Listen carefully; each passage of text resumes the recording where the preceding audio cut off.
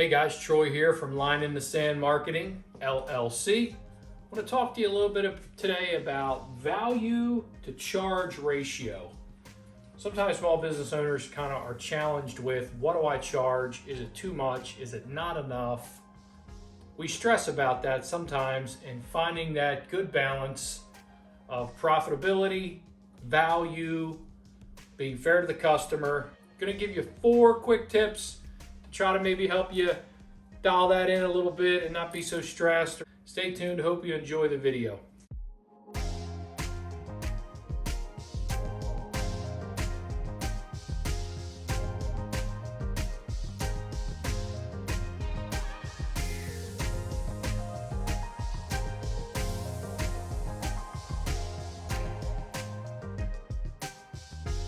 So you have a business, you've had a business for a while, maybe you just started a business and you're just trying to figure out where the best place to be from a charge perspective.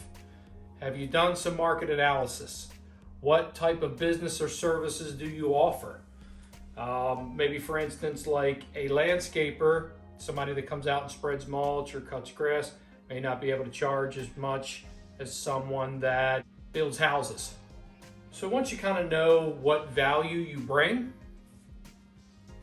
to your space in your particular niche, then again, you can do a kind of a market analysis, see what your competitors are charging. Number 1, know your numbers. In order to be competitive and still be profitable, you need to know these numbers. What are these numbers? Well, how many employees do you have? Maybe you just have one, maybe it's you. What is your fully loaded operating cost? What does it cost you for taxes, materials, supplies, your accountant, whatever all your cost is, your own health insurance, things that you pay for, your budget. What is your cost? What's your fully loaded cost? Or how many employees do you have?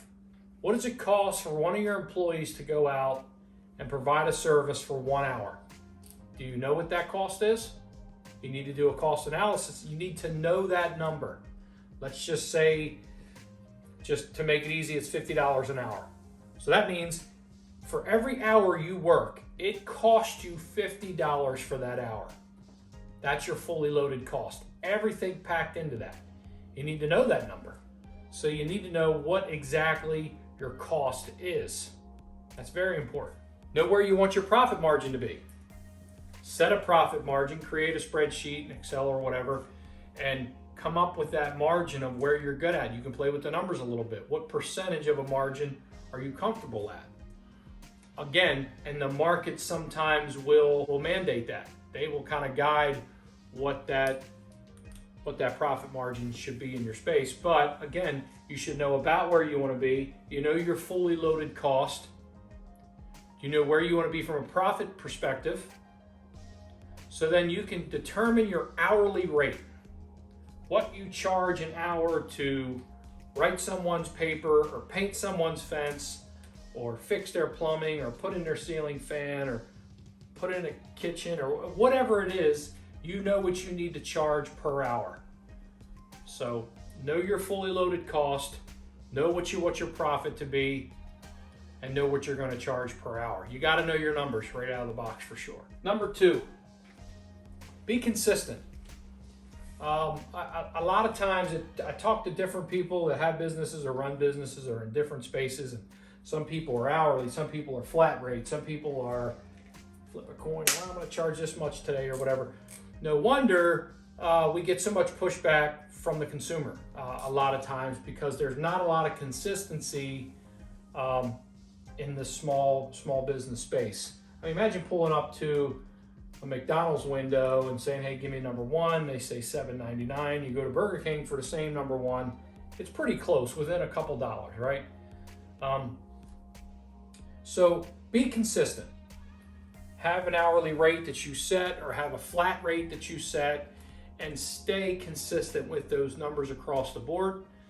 And that will build trust with your customer base too. Now, over time, you do add for operating costs. Operating costs go up. Your rates should go up maybe annually or semi-annually or based on what your analysis are when they should go up. But be consistent.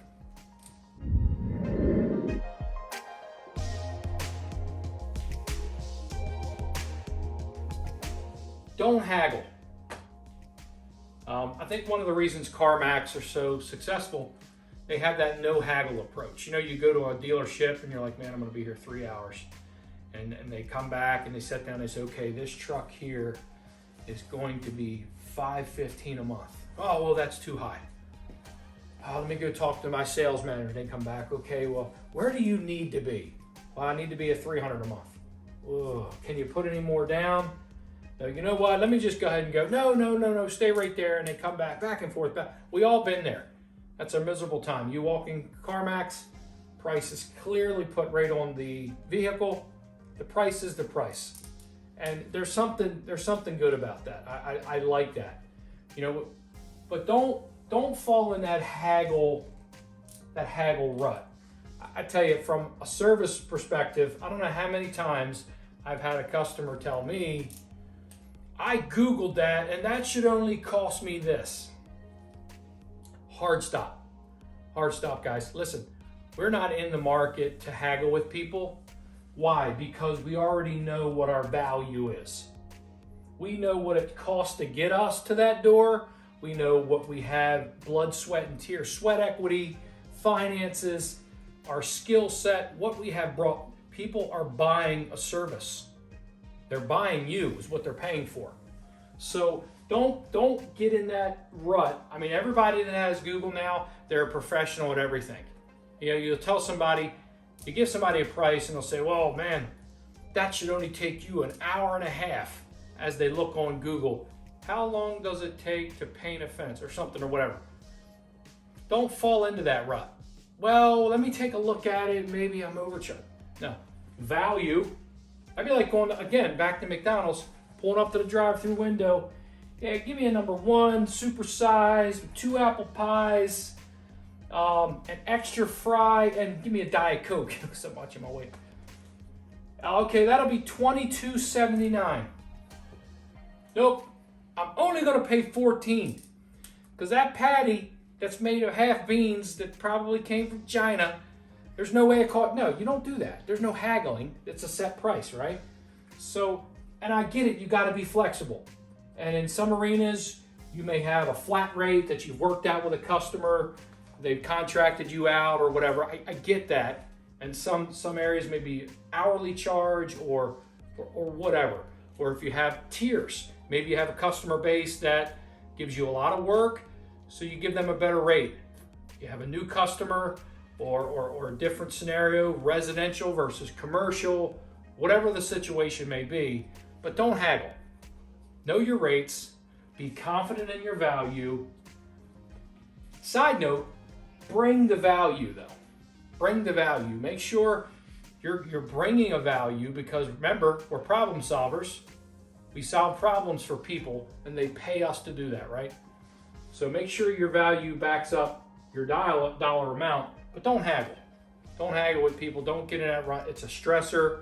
They will wear you down to no end. They will continue to keep wearing you down because they think you're a small company and they can. Again, they don't go in Best Buy or a large conglomerate and say, well, I'm not going to pay that for that TV.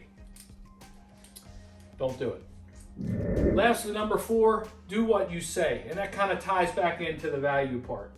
One of the greatest things you can do to bring value and know that value to charge ratio, be confident in your value to charge ratio, be a business of integrity. Make sure your brand is, hey, that's so-and-so, they did what they said. They showed up when they said they were going to show up. They completed the task, whatever it was, or whatever you're selling, whatever you're providing for them. You did what you said. That is tremendous value, because so many times nowadays, man, you get on Yelp, you get on Google, you read all these horrible feedbacks saying, oh man, this was horrible. They never showed up. They were 3 hours late. The food was cold. The product was horrible. The service was horrible. The service was great. Whatever it was. But focus on, even if it's a small customer base, be consistent and focus on doing what you say. you will build an incredible brand of faithfulness that will increase your value. As time goes on, you grow into your space, you grow your brand, you grow your company, you can grow your value.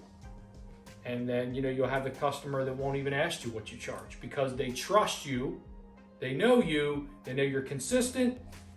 There's no need to haggle. Your pricing's right, but you do what you say. That's a great way to start your business and build that value, and you can work to the charge to value ratio. Guys, I hope this was a help today. Just a quick little video. I know this is people that I talk to and that I've my own personal experience. This is kind of a big thing of where to be and kind of juggling and dialing that good amount.